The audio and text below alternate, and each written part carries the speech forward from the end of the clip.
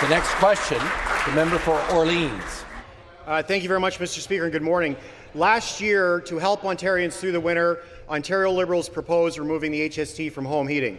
This Conservative government said no.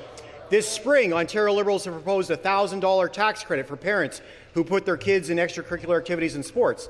And just this week, Ontario Liberals have proposed a massive tax cut for small businesses that will save them up to $18,000 a year. What have we seen from this government? The Conservative gravy train getting longer and longer. Bigger budgets for the Premier's office, a sunshine list of six-figure salaries that eclipses all others in history, sole source contracts and special access to Greenbelt lands for their friends, donors and insiders. While Ontario Liberals propose concrete measures to help families with the affordability crisis, this Conservative government is focused on adding passengers to their gravy train. When will this government vote for common sense Liberal tax cuts and start putting Ontario families first over their friends, their donors and their insiders? To reply, the Premier.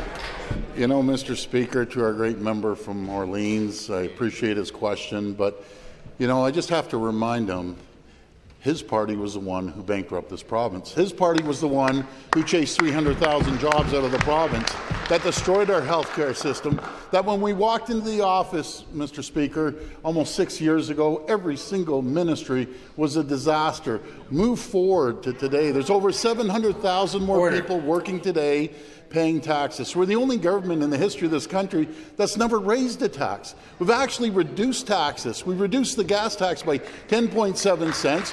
We got rid of the tolls on the 412, 418. We got rid of the car registration stickers, saving millions and millions of dollars for the people of Ontario.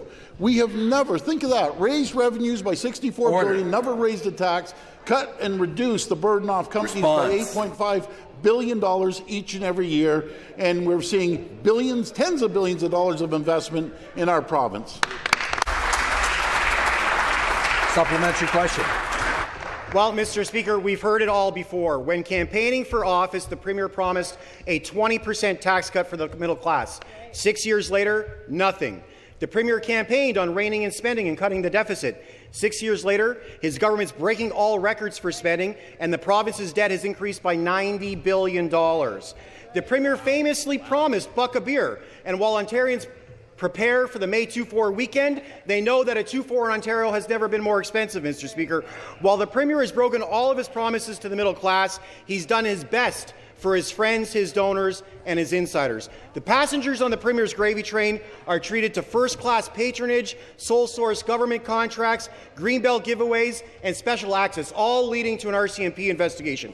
Why does this government continue to put the interests of highly paid insiders, lobbyists, friends and donors over the interests of Ontario families?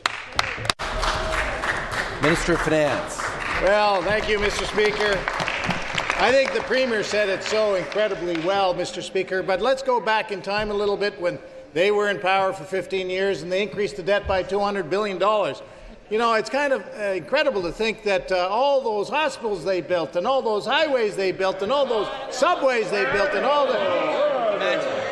Oh, sorry, Mr. Speaker, I'm being corrected by this side of the House that I've got it wrong. I have to correct the record. They built nothing, Mr. Speaker. In fact, they saw the taillights of those cars, those manufacturing jobs, leave Ontario to go to the United States. You know what you're seeing now is those headlights are the people coming to Ontario. 7,000 headlights coming back to Ontario. Good-paying jobs in St. Thomas, in Alliston, and now in Port Colborne, Mr. Speaker. There's something happening in Ontario. The member opposite should take note of that.